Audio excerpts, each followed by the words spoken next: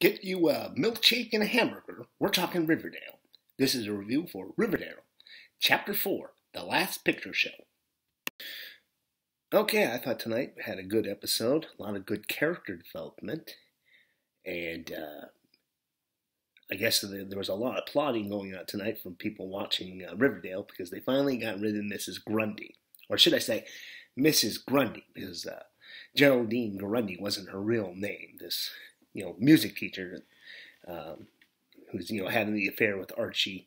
You find out that she stole her identity from some old lady who died, who I guess is the real Mrs. Grundy. Now, who is she? We don't know. It's like she told this story to Archie about how she was this woman who was abused, and then she went into hiding, and that's what she says. But she lied about being Mrs. Grundy.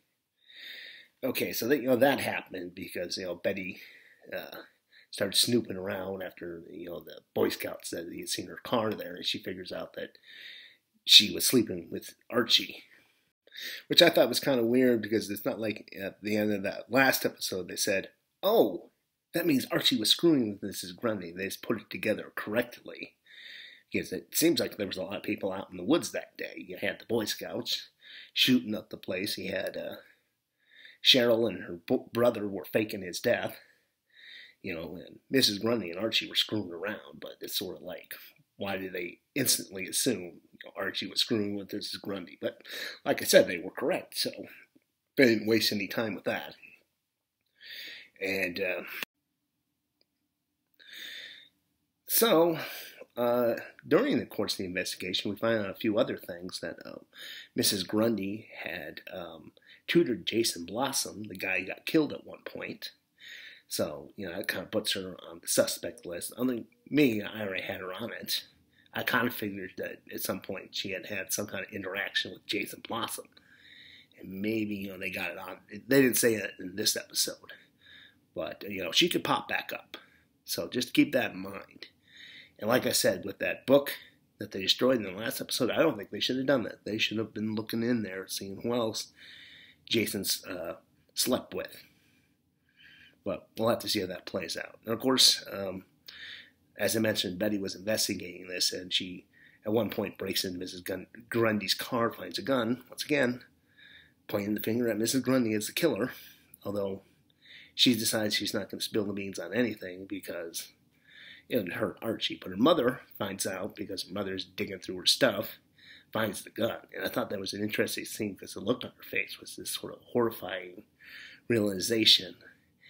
And it kind of plays in with the rest of the episode with her character development, Betty's mother, who so far has just been this insufferable bitch. I mean, there was a moment there when she had some humanity where she's just like, she was a mother, terrified. And then, of course, she starts reading Betty's diary, and you see this kind of change on her face where it's like, we got something here, that sort of bitchy reporter that she's been.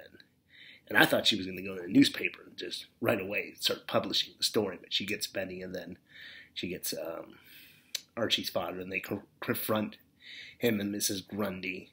And, they make a deal that Mrs. Grundy has to take off and leave. And then Betty's mother won't spill the truth. And her motivation was because Betty's like, okay, you do that, I'm going to tell them how I found the gun.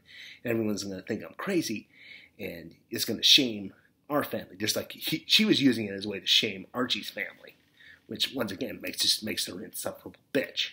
At the end of the episode, you see her with her mother. Her mother's like, Polly just kept all these secrets. I don't want her to end up like you. And then Betty's like, what's my name? She goes, Elizabeth. He goes, yeah, we're not the same person. Get off my ass. And I thought, yeah, that was a pretty good end to the story. And now we get rid of Mrs. Grundy, and I think the last scene you see her in is a couple of hot guys pass by her. Teenagers. She does the eye thing with her sunglasses. Like, that bitch hasn't changed. So, like I said, I thought that tonight's episode was a decent episode. We got some character development with Betty's mother and Jughead. And, set some storylines up and move some other ones along. Now let's get into theories. Okay, so I don't really have any new theories on who killed Jason.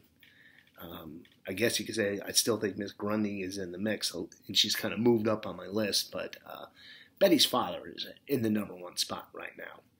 But my theory isn't on him tonight; it's on Betty's mother, and I'm just something I'm knocking around. I'm thinking that back in the day, Betty's mother was a bit of a social climber, or maybe like just a flat out gold digger. Like her family was like really, really poor. Like her father worked at the high school gym or something that she just felt ashamed of because kids picked on her and whatnot. So she wanted to make money, and her plan to do this was to marry into it, like with Hiram Lodge, Veronica's father.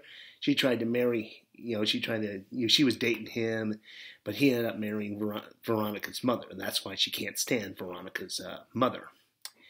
And I also think that she went after Mr. Blossom, Cheryl and Jason's father.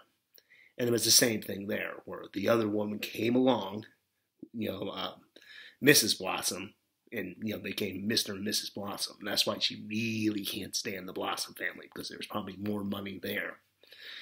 And that's really all I got with it. And of course, she marries Betty's father, and she just resents the life that she has because she could have gotten so much more with Mr. Blossom or Mr. Lodge, but she got what she got. And that's it. I just think we'll see that play in later. But she's like, it's like, why do you hate the Blossom family? Well, back in the day, I was just the daughter of the high school janitor, and all I wanted was money. We'll see that later. That's all. That's it for theories, and we'll have to see if they play out.